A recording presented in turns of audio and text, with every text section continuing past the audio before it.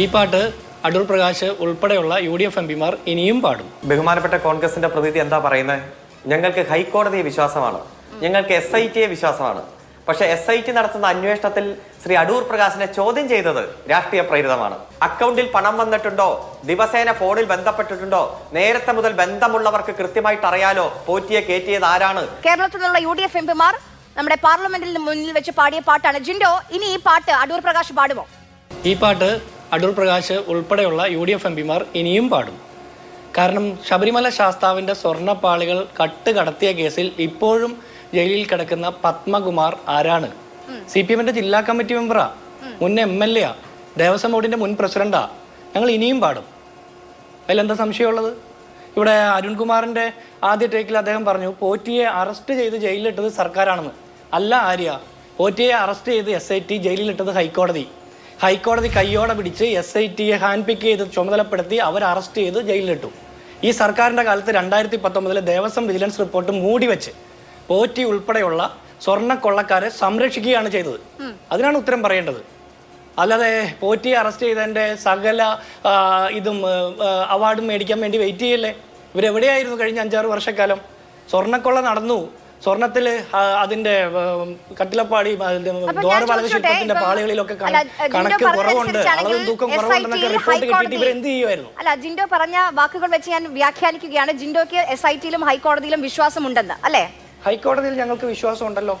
അങ്ങനെ അടൂർ പ്രകാശിനെ ഇന്ന് വിളിപ്പിച്ചത് രാഷ്ട്രീയ പ്രേരിതമാണ്, കൂട്ടിക്കെട്ടാനുള്ള ഒരു ശ്രമം എന്നാണ് നിങ്ങളുടെ ഏറ്റവും മുതിർന്ന നേതാവ് AICC general secretary KC Venugopal പറയുന്നത്. ആ ഒരു പോയിന്റ് എങ്ങനെയാണ് എടുക്കേണ്ടത് ജിൻഡോ? തീർച്ചയായിട്ടും അത് പറയുന്നതിന് എന്താ തടസ്സമുള്ള കാര്യമാണ്. കാരണം അടൂർ പ്രകാശ് കേരളത്തിലെ ദേവസ്വം ബോർഡിന്റെ മന്ത്രിയല്ല. 2019 സ്വർണ്ണപ്പാളികൾ കടത്തിയതിനു ശേഷം ദേവസ്വം വിജിലൻസ് റിപ്പോർട്ട് മൂടിവെച്ച കാലത്തും ഇപ്പോഴും അടൂർ പ്രകാശ് കേരളത്തിലെ സർക്കാരിന്റെ ഭാഗമല്ല, പ്രതിപക്ഷത്തിരിക്കുന്ന ഒരു പാർട്ടിയുടെ MP ആണ്. അപ്പോൾ അടൂർ പ്രകാശിനെ 100 ദിവസങ്ങൾക്ക് ശേഷം വിളിച്ചു വരുത്തി മൊഴിയെടുക്കുന്നു അല്ലെങ്കിൽ വിവരങ്ങൾ ആരായുന്നു എന്ന് പറഞ്ഞാൽ അത് CPM-കാരെ തൃപ്തിപ്പെടുത്താൻ വേണ്ടിയിട്ടാണ്. ഈ പത്മകുമാർ ജയിലിൽ നിന്ന് പുറത്തു വരുന്നതിന് മുമ്പ് അവർക്ക് പറയാനായിട്ട് എന്തെങ്കിലും ഒരു ന്യായം കൊടുക്കണ്ടേ?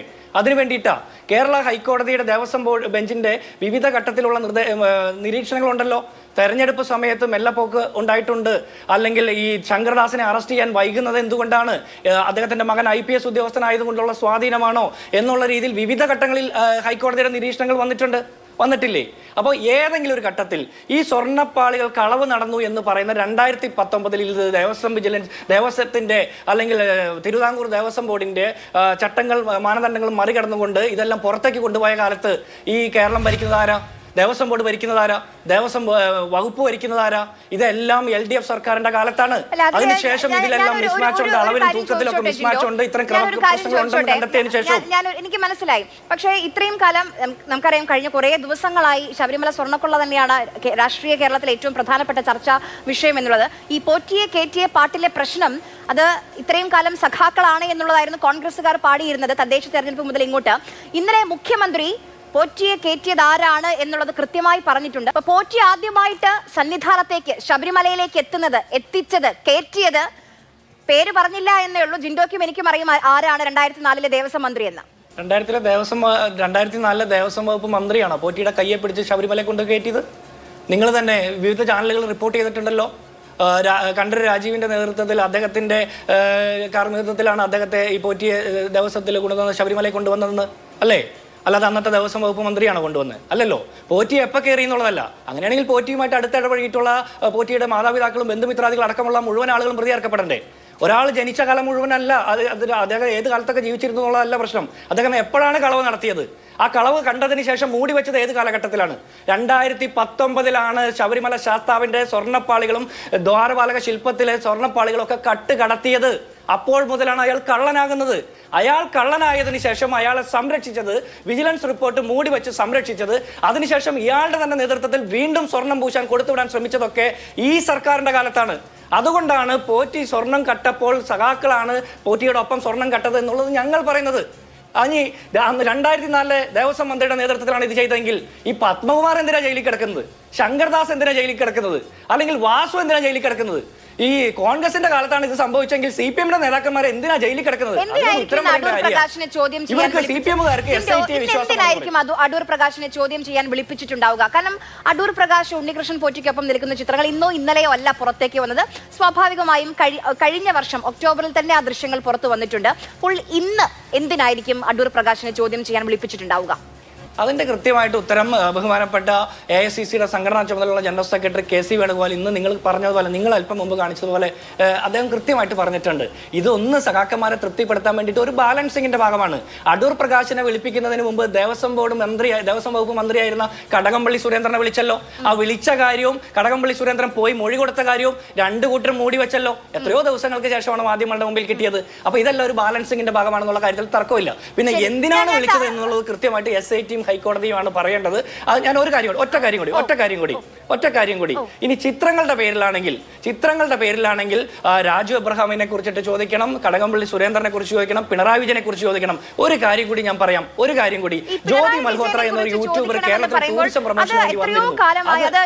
പൊതുപരിപാടിയാണ് പിണറായി വിജയൻ ഉണ്ണികൃഷ്ണൻ പോറ്റിക്കൊപ്പം നിൽക്കുന്ന ചിത്രങ്ങൾ. അതൊരു പൊതുപരിപാടിയാണ് എന്നുള്ളത് ബോധ്യപ്പെട്ട് കഴിഞ്ഞതാണ്. ഇനിയും നമ്മൾ അതിലേക്ക് പോകേണ്ടതുണ്ടോ? അവിടെ പ്രശ്നം സോണിയാഗാന്ധിക്കൊപ്പം ഉണ്ണികൃഷ്ണൻ പോറ്റി നിൽക്കുന്ന ചിത്രങ്ങൾ അത് നമ്പർ 10 ജൻപത്താണ്. അവിടേക്ക് അപ്പോയിന്റ്മെന്റ് എങ്ങനെ കിട്ടി 2 തവണ പോറ്റിക്ക് പോകാൻ എന്നുള്ളതാണ് അവിടുത്തെ ചോദ്യം. അത് രണ്ടും രണ്ടല്ല ജിൻഡോ. ഇനിയും അതിൽ നമ്മൾ കിടന്ന് വലിക്കേണ്ടതുണ്ടോ? അതിൽ ഒരു കാര്യം എനിക്ക് ഒരു മിനിറ്റ് കൂടി തന്നെ. നമ്പർ 10 ജൻപത്ത് സോണിയാഗാന്ധിയെ കണ്ടതുമായി ബന്ധപ്പെട്ട കാര്യം സെക്യൂരിറ്റി ആണല്ലോ പറയുന്നത്. സോണിയാഗാന്ധിക്ക് ഉള്ളതിന് തുല്യമായിട്ടുള്ള സെക്യൂരിറ്റി കേരളത്തിലെ മുഖ്യമന്ത്രിക്ക് 24 കവചിത വാഹനവും 900 പോലീസും വലിയ സംവിധാനമല്ലേ? ഒരു സാധാരണക്കാരന് പിണറായി വിജയൻ കേരളത്തിലെ മുഖ്യമന്ത്രിയെ ഞാൻ പൂർത്തിയാകട്ടെ ഇടപെടല്ലേ പ്ലീസ്. ഞാൻ പറയട്ടെ പിണറായി വിജയൻ ഒരു ആംബുലൻസിന് താക്കോൽ ദാനം നൽകുന്നത് പോറ്റിക്ക് എന്ത് കാര്യം? പോറ്റിയായിട്ട് എന്താ ബന്ധം? അത് പറയണ്ടേ? പോറ്റിക്ക് എന്താ ബന്ധമുള്ളത്? കേരളത്തിലെ മുഖ്യമന്ത്രിയുടെ അടുത്ത് പോറ്റിക്ക് എത്താൻ പറ്റുമെങ്കിൽ ഈ രാജ്യത്തെ ഏത് രാഷ്ട്രീയ നേതാവിന്റെ അടുത്തും പോറ്റിക്ക് എത്താൻ പറ്റും. പോറ്റിയെ പോലുള്ള ആളുകളുടെ ഒരു മോഡസ് ഓപ്പറാൻഡി നമ്മൾ മുൻകാലങ്ങളിൽ ഇത്തരം തട്ടിപ്പുകാരെ പരിശോധിച്ചറിയാം. അവർ പ്രശസ്തരും പ്രമുഖരുമായിട്ടുള്ള രാഷ്ട്രീയ നേതാക്കന്മാരോടൊപ്പം, സാമൂഹ്യ പ്രവർത്തകരോട്, സിനിമാക്കാരോടൊപ്പം നിങ്ങൾക്ക് പടമെടുക്കും വിശ്വാസം സൃഷ്ടിക്കാൻ വേണ്ടിയിട്ട്.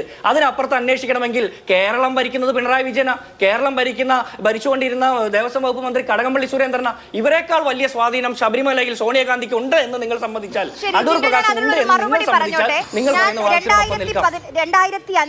2005 19-ാം തീയതി മെയ് മാസത്തിലെ ഒരു മാതൃഭൂമി പത്രം അതിലെ ആദ്യത്തെ വാർത്തയുടെ 2 വരികൾ വായിക്കുകയാണ്. അത് സ്ക്രീനിലുണ്ട്, വേണമെങ്കിൽ ഞാൻ ജിൻഡോയ്ക്ക് അയച്ചു തരികയും ചെയ്യാം. ഇത് K കരുണാകരനെ കുറിച്ചുള്ള വാർത്തയാണ്. തനിക്കെതിരെ അഭിപ്രായം പറയുന്ന പലരും ജനിക്കുന്നതിന് മുൻപ് പാർട്ടിയിൽ താൻ ഔദ്യോഗിക സ്ഥാനങ്ങൾ വഹിച്ചിരുന്നു. തന്നെ കാണാൻ പോലും അനുവദിക്കാത്ത കോൺഗ്രസ് പ്രസിഡന്റിന്റെ നിലപാടിനെ പറ്റി തനിക്കുണ്ടായിരുന്ന ആശങ്കകൾ ക്രമേണ ശരിയാണെന്ന് വന്നിരിക്കുകയാണ്. ഇത് K കരുണാകരൻ പറഞ്ഞതാണ്. K കരുണാകരൻ ആരാണ്? കോൺഗ്രസിന്റെ ലീഡറാണ്, കേരളത്തിന്റെ ലീഡറായിരുന്നു. അപ്പൊ K കരുണാകരന് സോണിയാഗാന്ധിയെ കാണാൻ കഴിഞ്ഞില്ല. അപ്പോൾ എങ്ങനെ അവിടെ ഉണ്ണികൃഷ്ണൻ പോറ്റി എത്തി? എനിക്ക് മറുപടി പറയാനായിട്ട് എനിക്ക് സമയം തരണം, പക്ഷെ അതിൽ ഇടപെടാതെ തന്നെ ഞാൻ പെട്ടെന്ന് അവസാനിപ്പിച്ചോളാം. K കരുണാകരൻ ഈ അഭിപ്രായം പറയുന്നത് എപ്പോഴാ? K കരുണാകരൻ DIC ഉണ്ടാക്കി പോകുന്ന സമയത്താണ് അല്ലേ? പാർട്ടിയിലെ അഭിപ്രായ വ്യത്യാസത്തിന്റെ ഭാഗമായിട്ട് നേതാക്കന്മാർ പറയുന്ന അഭിപ്രായം. ഇനി അതിനപ്പുറത്ത് സോണിയാഗാന്ധി കാണാൻ സമയം കൊടുത്തില്ല. അതിന്റെ അർത്ഥം എന്താ? സോണിയാഗാന്ധി കാണുന്ന ആളുകൾ മുഴുവൻ കള്ളന്മാരാണെങ്കിൽ പിണറായി വിജയന്റെ ഒപ്പം നിൽക്കുന്ന പടം ഉണ്ടല്ലോ, സോണിയാഗാന്ധി ലാവ്ലിൻ കേസിലെ പ്രതിയാകുമോ? പിണറായി വിജയൻ ലാവ്ലിൻ കേസിൽ പ്രതിയായതിനു ശേഷമല്ലേ സോണിയാഗാന്ധിയോടൊപ്പം നിൽക്കുന്ന പടങ്ങൾ ഉണ്ടാകുന്നത്? അപ്പം മുന്നണി മര്യാദയുടെ ഭാഗമായിട്ട് പല നേതാക്കന്മാരോടൊപ്പം നിൽക്കും, പലരും അഭിപ്രായ വ്യത്യാസം ഉണ്ടാവും. പല കള്ളന്മാരും പല ആളുകളും ഈ പോറ്റി കള്ളനാണെന്ന് എപ്പോഴാണ് അറിഞ്ഞേ? ആരും എപ്പോഴാണ് അറിഞ്ഞേ? ഞാൻ അറിഞ്ഞത് ഈ ഒരു 5-6 മാസം മുമ്പാണ് പോറ്റി കള്ളനാണെന്ന് അറിഞ്ഞത്. 2019 പോറ്റി കള്ളനാണെന്ന് അറിഞ്ഞ ഒരേ ഒരു കൂട്ടം കേരളത്തിലെ സർക്കാരാണ്. അവരത് അറിഞ്ഞിട്ട് മൂടി വെച്ചു. അതിനുശേഷം പോറ്റി, അതിനു മുമ്പോ ശേഷമോ പോറ്റി ആരുടെയും കൂടി നിന്ന് പടം എടുക്കട്ടെ, ഏതെങ്കിലും രീതിയിൽ കേരളത്തിലെ ദേവസ്വം വകുപ്പിൽ എന്തെങ്കിലും സ്വാധീനം ചെലുത്താനുള്ള സാഹചര്യം സോണിയാഗാന്ധിക്കുണ്ടോ അല്ലെങ്കിൽ അടൂർ പ്രകാശിനുണ്ടോ? നിങ്ങൾ ആരോപണം ഉന്നയിക്കുന്ന ഏതെങ്കിലും ഒരു കോൺഗ്രസ് നേതാവിനുണ്ടോ? എങ്കിൽ പറയണം കേരളം ഭരിക്കുന്നത് പിണറായി വിജയൻ അല്ല കോൺഗ്രസ് ആണെന്ന് നിങ്ങൾ പറയണം. അഡ്വക്കേറ്റ് K സരൺകുമാർ, ഇപ്പൊ ജിൻഡോ ചോദിച്ചൊരു കാര്യമുണ്ട്. ഇത് പണ്ട് അറിയുമായിരിക്കും, പരിചയമുണ്ടാകുമായിരിക്കും. ഈ പറയുന്നത് പോലെ സ്വന്തം മണ്ഡലത്തിൽ നിന്നുള്ള ആളാണ്. അങ്ങനത്തെ കുറെ ബെനിഫിറ്റ് ഓഫ് ഡൗട്ട് ഉണ്ട് അടൂർ പ്രകാശിന്. 2019 മുതൽ ഇങ്ങോട്ടാണല്ലോ. ഞാൻ അതിനുള്ള ചോദ്യം അരുണിൽ നിന്ന് എനിക്ക് ഉത്തരം വേണ്ടതുണ്ട്. അതിലേക്ക് വരാം. ചർച്ചയിലേക്ക് തിരികെ സ്വാഗതം. അരുൺ, ജിൻഡോ ചോദിച്ച ചോദ്യങ്ങൾക്ക്, ഉന്നയിച്ച ആരോപണങ്ങൾക്ക് മറുപടി. ബഹുമാനപ്പെട്ട കോൺഗ്രസിന്റെ പ്രതിനിധി എന്താ പറയുന്നത്? ഞങ്ങൾക്ക് ഹൈക്കോടതിയെ വിശ്വാസമാണ്, ഞങ്ങൾക്ക് SITയെ വിശ്വാസമാണ്. പക്ഷെ SIT നടത്തുന്ന അന്വേഷണത്തിൽ ശ്രീ അടൂർ പ്രകാശിനെ ചോദ്യം ചെയ്തത് രാഷ്ട്രീയ പ്രേരിതമാണ്. അത് KC വേണുഗോപാൽ പറഞ്ഞത് തന്നെയാണ് എന്റെ അഭിപ്രായം എന്ന് അദ്ദേഹം പറയുകയാണ്. എങ്ങനെ ഹൈക്കോടതി മോണിറ്റർ ചെയ്യുന്ന ഒരു അന്വേഷണത്തിൽ ഏതെങ്കിലും ഒരു മൂവ്മെന്റ് SIT നടത്തുന്നുണ്ടെങ്കിൽ അത് വിത്ത് പെർമിഷൻ ഓഫ് ദി ഹൈക്കോർട്ട് ആയിരിക്കും. അതുപോലെ തന്നെ ഇതുവരെ സീൽഡ് കവറിൽ കൊടുത്ത റിപ്പോർട്ടിന്റെ ഭാഗമായി ഓരോ 15 ദിവസവും കൊടുക്കുന്ന അന്വേഷണ റിപ്പോർട്ടിന്റെ അടിസ്ഥാനത്തിൽ ഹൈക്കോടതിയുടെ നിർദ്ദേശപ്രകാരമാണ് പിന്നീടുള്ള 15 ദിവസം അന്വേഷണം പോകുന്നത്. അതുകൊണ്ട് കൃത്യമായ ക്ലിഞ്ചിങ് എവിഡൻസ് ഇതിൽ പലരുമായി ബന്ധപ്പെട്ടുകൊണ്ട് കിട്ടുമ്പോഴാണ് ചോദ്യം ചെയ്യുന്നത്. വീണ്ടും ചോദ്യം ചെയ്യും, പിന്നെ ചിലപ്പോൾ അറസ്റ്റ് ചെയ്യും, പിന്നെ പ്രതിപട്ടികയിൽ വരും. ഇതെല്ലാം നമ്മൾ കാണുകയാണ്. ഇപ്പൊ തന്ത്രിയുമായി ബന്ധപ്പെട്ടുകൊണ്ട് പല വിവരങ്ങൾ ആദ്യം പുറത്തു വന്നു. പക്ഷെ അത് സാധൂകരിക്കാൻ വിവരങ്ങൾ ആയിട്ട് രേഖാമൂലം പുറത്തു വന്നില്ല. കാരണം രേഖാമൂലം പുറത്തു വന്ന അദ്ദേഹം അതിൽ നിന്ന് സേവ് ആവാൻ പല ശ്രമങ്ങൾ നടത്തും. പല തവണ മുൻകൂർ ജാമ്യാപേക്ഷയ്ക്ക് അദ്ദേഹം സമർപ്പിച്ചപ്പോൾ പോലും വളരെ ജാഗ്രതയോടെയാണ് SIT പ്രവർത്തിച്ചത്. ഇപ്പോൾ ഉണ്ണികൃഷ്ണൻ പോറ്റിയുമായിട്ടുള്ള ബന്ധം അദ്ദേഹത്തെ വളർത്തിയത്. ഇപ്പൊ 2004 ശബരിമലയിൽ കയറിയപ്പോൾ UDF ആരാണ് ദേവസ്വം മന്ത്രി, അതിനുശേഷം അദ്ദേഹം ശബരിമലയിൽ നിന്ന് പുറത്തുപോയി. 2011 ഉമ്മൻചാണ്ടി സർക്കാർ വീണ്ടും വന്നപ്പോൾ വീണ്ടും ശബരിമലയിൽ കയറി. 2012 അവിടെ നടന്ന ഒരു കുറ്റകൃത്യവുമായി ബന്ധപ്പെട്ടുകൊണ്ട് അദ്ദേഹത്തെ പുറത്താക്കി. അതിനുശേഷം 2013 അദ്ദേഹം വീണ്ടും തിരിച്ചു കയറി. പിന്നെ തന്ത്രിയുടെ ആളായിട്ട് വീണ്ടും തിരിച്ചു കയറുന്നു, തന്ത്രിയുടെ മെയിൻ ആളായിട്ട് മാറുന്നു. ഘട്ടം ഘട്ടമായിട്ട് അന്വേഷിക്കട്ടെ. SITയെ സംബന്ധിച്ചിടത്തോളം തെളിവുകൾ കിട്ടുമ്പോഴാണല്ലോ ചോദ്യം ചെയ്യുന്നത്, മറ്റു തെളിവുകളിലേക്ക് പോകുന്നത്. ചോദ്യം ചെയ്ത് പുറത്തു വന്നയാൾ ഇനി നടത്താൻ പോകുന്ന ബന്ധപ്പെടലുകളും ഇടപെടലുകളും എല്ലാം പരിശോധിക്കുമ്പോൾ നമുക്കറിയാം എങ്ങനെയാണ് ഈ കേസിന്റെ മുന്നോട്ടുള്ള പോക്ക് എന്നറിയാം. അതുകൊണ്ട് SITയുടെ വഴിക്ക് പോകട്ടെ. അതുകൊണ്ട് SITയെ ഞങ്ങൾക്ക് വിശ്വാസമാണ്, ഹൈക്കോടതി വിശ്വാസമാണ്. SIT നടത്തുന്ന അന്വേഷണത്തിന്റെ ഈ ഘട്ടം മാത്രം ഞങ്ങൾക്ക് വിശ്വാസമല്ല. ചോദ്യം ചെയ്തു, അടൂർ പ്രകാശിനെ ചോദ്യം ചെയ്യുകയാണെന്നും എവിടെ വെച്ചാണ് ചോദ്യം ചെയ്യുന്നതെന്നും കൃത്യമായ വിവരം മാധ്യമങ്ങൾക്ക് കിട്ടി. ചോദ്യം ചെയ്യലിന് ശേഷം അടൂർ പ്രകാശ് മാധ്യമങ്ങളോട് സംസാരിച്ചു. എത്ര നേരം ചോദ്യം ചെയ്തു, എന്തൊക്കെ ചോദിച്ചു, ചില കാര്യങ്ങൾ അദ്ദേഹം കൈവിട്ട് പറഞ്ഞു. ശരിയാണ്, UDF സർക്കാർ വരട്ടെ, ശരിയാക്കി തരാമെന്നൊക്കെയുള്ള വാക്കുകൾ പറഞ്ഞു. പക്ഷെ എന്നാലും എല്ലാവരും അറിഞ്ഞു അടൂർ പ്രകാശിനെ ചോദ്യം ചെയ്തു. എവിടെ വെച്ചാണ് ചോദ്യം ചെയ്തത്? മാധ്യമങ്ങളുടെ മുന്നിൽ നിന്ന് അദ്ദേഹം ഒഴിഞ്ഞു മാറിയില്ല. അദ്ദേഹം തന്നെ പറഞ്ഞു, SIT പറഞ്ഞു പുറകിൽ കൂടെ ഒരു വഴിയുണ്ട്, വേണമെങ്കിൽ അതിലൂടെ പോകാം, പക്ഷെ എനിക്ക് മുന്നോട്ടുള്ള വഴി മതി എന്ന് പറഞ്ഞത് അദ്ദേഹമാണെന്ന്. കടകംപള്ളി സുരേന്ദ്രനെ ഇതേപോലെ തന്നെ ചോദ്യം ചെയ്യാൻ വിളിപ്പിച്ചിരുന്നു, ചോദ്യം ചെയ്തു, പക്ഷെ ആരും അറിഞ്ഞില്ല. അതെന്തുകൊണ്ടായിരിക്കും? അത് നിങ്ങളുടെ മാധ്യമ പ്രവർത്തകരുടെ കഴിവുകേടെന്ന് വേണം പറയാൻ. കാര്യം ഒരാളെയും SIT അറിയിക്കുന്നില്ലല്ലോ, ഒരു മാധ്യമങ്ങളെയും.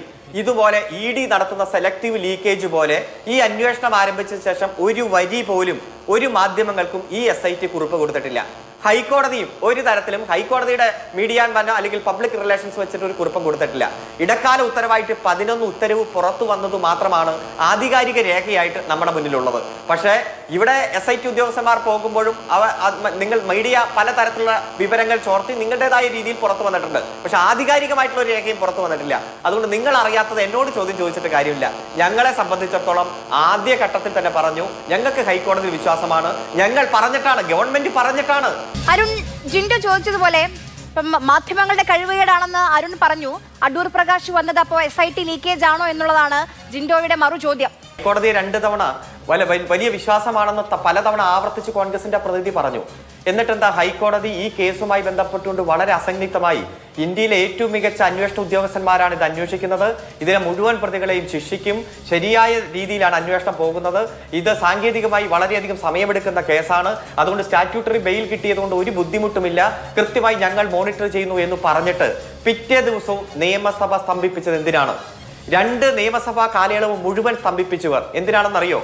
കാരണം പല സാമ്പത്തിക ട്രാൻസാക്ഷന്റെയും തെളിവുകൾ SITക്ക് കിട്ടിയിട്ടുണ്ട് എന്നും അതെങ്ങോട്ടാ പോയതെന്നതിന്റെ രേഖയൊക്കെ കിട്ടിയിട്ടുണ്ട് എന്നും പോറ്റിയെ കയറ്റിയ 2004 മുതലുള്ള പല സാഹചര്യങ്ങളും SIT കണ്ടെത്തിയെന്നും SIT അതെല്ലാം റിപ്പോർട്ടായിട്ട് ഹൈക്കോടതിയിൽ കൊടുത്തിട്ടുണ്ടെന്നും ഹൈക്കോടതിയുടെ നിരീക്ഷണത്തിന്റെയും സർവൈലൻസിന്റെയും ഭാഗമായി ധൈര്യമായി SITയോട് മുന്നോട്ട് പോകാൻ പറഞ്ഞിട്ടുണ്ട് എന്ന് ബോധ്യപ്പെട്ടപ്പോഴാണ് ഇപ്പോൾ പറയുന്നത്. എന്താ ഇന്ന് KC വേണുഗോപാൽ പറഞ്ഞ്, ഇത് തോന്നുന്നത് സഖാക്കളെ തൃപ്തിപ്പെടുത്താൻ വേണ്ടിയിട്ടാണ് എന്ന്.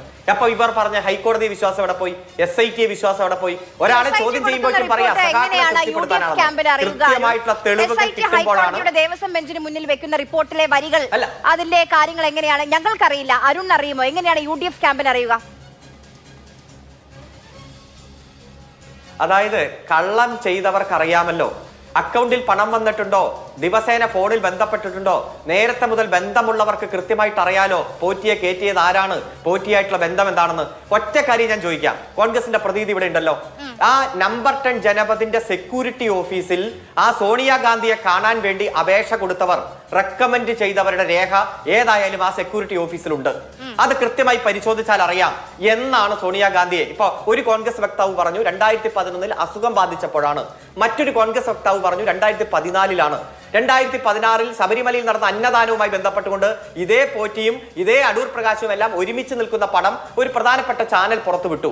ചില പറയുന്നു 2019 ശേഷമാണെന്ന്. സാക്ഷാൽ അടൂർ പ്രകാശ് പറയുന്നു 2025 ജൂലൈ മാസത്തിൽ ആംബുലൻസ് കൈമാറി മുഖ്യമന്ത്രി പങ്കെടുത്ത പരിപാടിക്ക് ശേഷമാണ് ഞാൻ പോറ്റിയെ കണ്ടിട്ടുള്ളൂ, പരിചയപ്പെട്ടിട്ടുള്ളൂ എന്ന് സാക്ഷാൽ ഇതേ ഇദ്ദേഹം UDF കൺവീനർ തന്നെ മാധ്യമങ്ങളോട് പറയുന്നു. ചില ഒരു MP പറയുന്നു ഞാനിങ്ങനെ സോണിയാഗാന്ധിയെ കണ്ട് ഞാൻ പറഞ്ഞ് അവസാനിപ്പിക്കാം.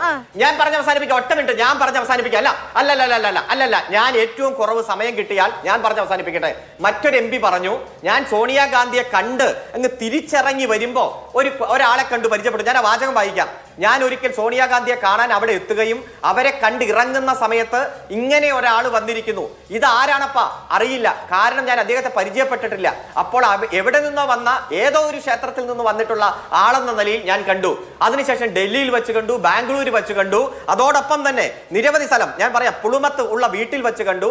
അതുപോലെ തറക്കല്ലിട്ട പരിപാടിയിൽ, ചാരിറ്റിയുടെ പരിപാടിയിൽ ഈന്തപ്പഴം കൊണ്ടുപോയി കൊടുത്തു. ഏത് ശബരിമലയിലെ കീഴ്ശാന്തിയുടെ സഹായി ഈ MP-ക്ക് കൊണ്ടുപോയി കൊടുത്ത പൊതി ഈന്തപ്പഴമാണ് എന്ന് നമ്മളൊക്കെ വിശ്വസിക്കണം. അതുകൊണ്ട് അന്വേഷണ ഏജൻസി സത്യസന്ധമായിട്ട് അന്വേഷിക്കട്ടെ. ഇവിടെ BJP-യുടെ നേതാവും അതുപോലെ മുൻ MP രാജ്മോഹനും പറയുക കുറ്റപത്രം ഇതുവരെയുള്ള CD വായിച്ചിട്ടില്ല, കേസ് ഡയറി ഹൈക്കോടതിയുടെ ഡിവിഷൻ ബെഞ്ച് വായിച്ചിട്ടില്ല, റിപ്പോർട്ട് മാത്രമേ വായിച്ചിട്ടുള്ളൂ. എന്തിനാ ഇത്ര പച്ചയായ നുണ പറയുന്നത്? താങ്കളൊരു SP അല്ലേ? 11 തവണ ഹൈക്കോടതി ഇടക്കാല ഉത്തരവ് പാസാക്കിയ ഇന്ത്യയിൽ ഒരു കേസിലും ഇത്രയധികം നിരീക്ഷണം ഹൈക്കോടതിയുടെ ഭാഗത്തുനിന്ന് വന്നിട്ടില്ല. ആ കേസിൽ ഈ CD കണ്ടിട്ടില്ല, അങ്ങ് ഉത്തരവ് പാസാക്കിയാണ്, വൈകിപ്പോയി. ഞാൻ ചോദിക്കട്ടെ SP, ഒരു ക്രിമിനൽ കേസ് ഇത്ര ദിവസത്തിനുള്ളിൽ പൂർത്തീകരിക്കണമെന്ന് പറയുന്ന ഏതെങ്കിലും ഒരു വകുപ്പ് CRPC-യിൽ ഉണ്ടോ? ഏതെങ്കിലും നിയമത്തിലുണ്ടോ? ഭരണഘടനയിലുണ്ടോ? സ്റ്റാറ്റ്യൂട്ടറി ബെയിലുണ്ട്. പക്ഷേ ഇൻവെസ്റ്റിഗേഷൻ നടത്തേണ്ടത് ആ കേസുമായി ബന്ധപ്പെട്ടുകൊണ്ടാണ്. സാങ്കേതികമായിട്ട് അന്വേഷിക്കണം. അതുപോലെ ഫോറൻസിക് റിപ്പോർട്ട് വേണം.